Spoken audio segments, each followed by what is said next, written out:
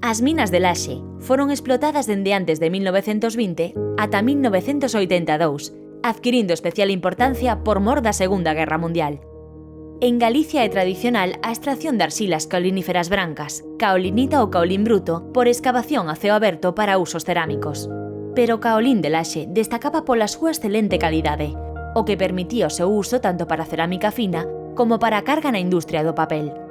En 1923 constitúese formalmente a Sociedade Caolines de Laxe, e primeiro explotábase nas inmediacións de Laxe, nun terreo xa construído onde non quedan evidencias desta minería.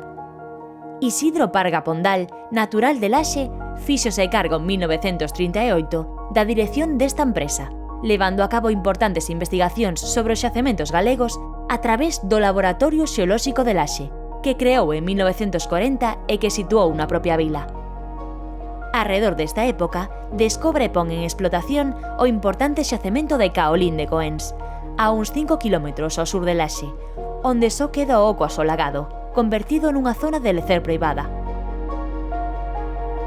O mineral extraído en Coens vaise trasladar dende 1944 por medio de vagonetas suspendidas dun teleférico de 4,6 km de percorrido, cos cables sobre grandes postes de formigón, ata a praia de Laxe, onde estaban o resto das instalacións.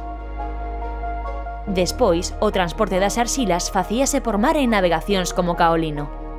A empresa manteríase en funcionamento ata finais dos anos 70, dando emprego a centenares de persoas da comarca.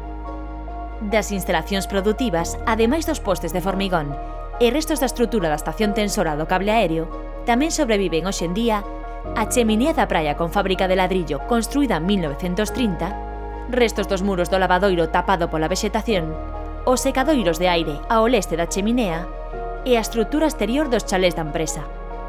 A zona onde se ubicaban os talleres está actualmente ocupada por unha gasolineira. No Museo de Laxe pódense atopar testemuñas das minas de Laxe e fotografías da época do Arquivo Fotográfico Vidal, ben de interese cultural de Galicia.